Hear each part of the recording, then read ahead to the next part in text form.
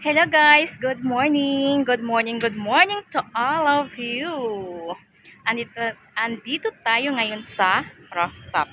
Kagabi nag-transplant si ating ng mga plants kasi doon sa dati niyang kalagyan, sa kanyang pot, hindi na siya masyadong nagbo-bloom at medyo nalulungkot na yung ating ginseng. Kaya nilipat natin siya sa medyo mas malaking paso. O, di ba? Andito tayo sa rooftop. Oh. Ayan. Pakita ko sa inyo yung aking transplant kagabi na mga plants. Wait. Ito yung ating ginseng. Nagpa-flowers na yan siya. Di ba? Nilipat natin siya sa mas malaking paso. Ayan siya. Ayan.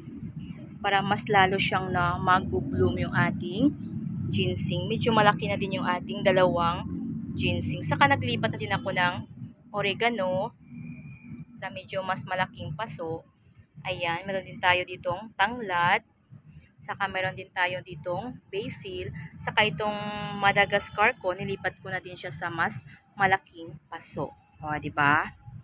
Hello, magandang araw. Ayan, magandang umaga.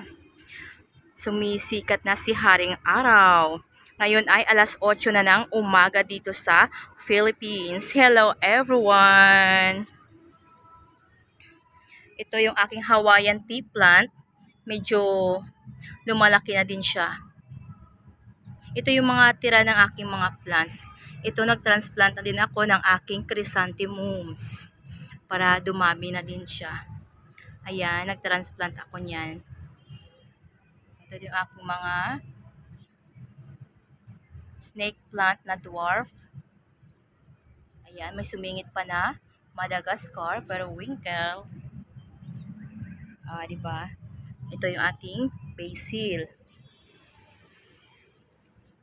Ito, malago na yung bulaklak ng ating ano dito, Madagascar periwinkle.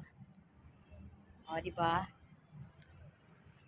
Ito yung ating cobra vines. Ayan.